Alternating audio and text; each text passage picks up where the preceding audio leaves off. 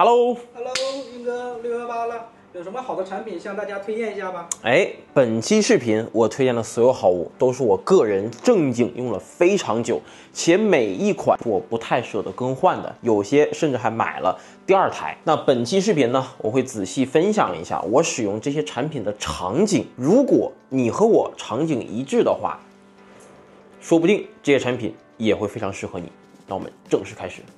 首先呢，我们还是手机开场啊。我最近一段时间的主力机，那基本上还是这个 OPPO 的 Find X8 Ultra 这款产品呢，真的可以算是这一代超大杯机型里我用过最舒服的了。有一说一哈，OPPO 这款产品有很多地方它并不是最强的，比如说影像的这个综合实力。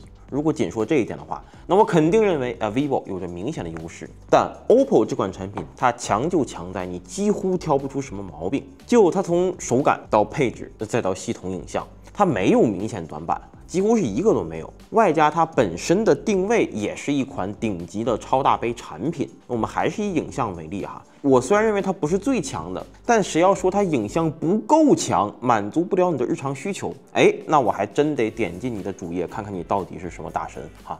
那像平时呢，我就最喜欢用它的大师模式来拍摄一些产品素材，色彩表现特别好，那拍出来的照片呢很有质感。所以啊，如果你跟我一样，希望要一款足够强且手感上没有什么负担的超大杯产品，且你也对系统上性有着比较高的要求，那 OPPO 这款产品我非常推荐。可能它唯一的缺点呢，就是还是价格呢依旧没有守住啊。对于冲首发的用户，比如我，多少有点肉疼。但就产品本身搭配现在的售价没什么毛病。那我们也找了各个平台的价格给大家打在这里，可以仅供参考。渠道价我们就不放了。其次呢是华为 FreeClip 耳机这款产品我也是推荐了好多次了，陪我半年多，几乎天天都在用。它最大的优点呢就是佩戴无感，我经常是出门戴上它以后，就完全忘记了耳朵上还有个耳机。那做到这种无感程度以后啊，它就会和你的生活产生奇妙的化学反应，就是完全适配你的日常，随时接听电话、开线上会议、听歌，几乎都感受不到耳机的存在。所以呢，这款产品很适合那些与他人一起工作或者在户外公共场合这一类需要与环境有一定交互，且需要尽可能私密收听体验的受众。而且呢，我这段时间体验下来，它无论是在鸿蒙、安卓还是 iOS 之间切换都非常的自如，外加产品本身的质感和设计也不错。我看有不少人拿它当一个配饰啊，长时间使用下来呢，感觉是买的超值。这绝对是我认为华为出过的最棒的音频设备了。价格呢，我们也找了一下，优惠不大啊，足以看出大家对这款产品的喜爱。再来呢是 LG 的小尺寸 OLED 电视 C3， 我是一直把它当桌面显示器来用的，彻底回不去了。把42寸这种小尺寸电视当做桌面显示器呢，有很多好处。首先还是屏幕尺寸足够大哈，日常办公多个文档同时打开也非常宽敞，而且这个尺寸对于桌面宽度的要求也不苛刻。外加呢 OLED 材质的色彩表现特别舒服啊，玩游戏时的体验很好，画面细节丰富，黑色纯净，尤其是相比于 Mini LED， 我强烈推荐 OLED 作为桌面显示器，就视觉观感真的要好太多了。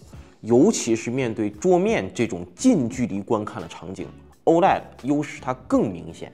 此外呢，电视的自带音箱那可是比绝大部分显示器的自带音箱好多了，就好太多了。如果你不是对音频要求极高的用户，你基本上是不需要在桌面额外再添加什么音箱了，能够省一些地方。所以呢，感觉我会一直把这类小尺寸电视当做桌面显示器来用，就这个体验比我预期的要好很多。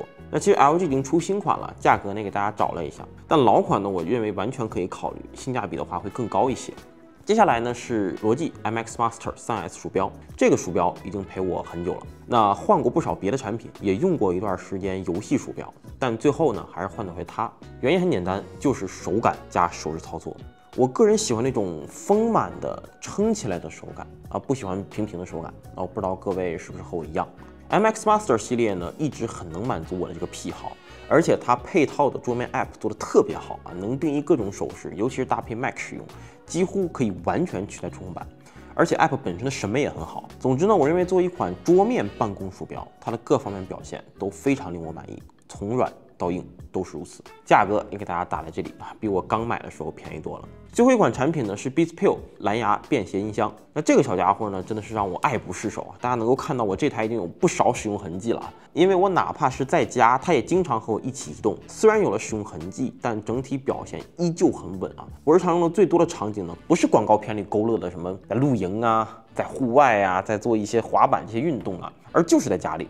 那主要呢就是洗澡时听歌，不用担心进水，声音又足够大，这个浴室秒变私人演唱会哈。我是一个非常喜欢听歌的人，但是我特别不爱戴耳机，尤其是在家里，所以这玩意儿就极其适合我。而且 Beats 被苹果收购了，所以它可以和苹果设备无缝配合。那如果我在家用 iPad 看视频，我也会接上它外放，感受不到明显延迟。交互本身也做得也足够好，这款产品呢我特别满意，售价呢给大家放在这里，搭配国补。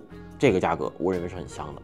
OK， 那以上呢就是我个人非常推荐的几款数码产品了，从日常主力机到音频设备，再到办公设备，不知道以上有没有戳中各位小伙伴的产品呢？那这些产品呢都是我用了挺久，而且如果他们更新以后呢，我应该也会秒换新款的那种。很多时候不得不感叹，产品力才是征服用户最好的方法。OK， 那本期视频的主要内容就这么多。如果喜欢本期视频的话，请到点赞、评论、转发。我是哲飞，我们下期视频见，祝好运，拜拜。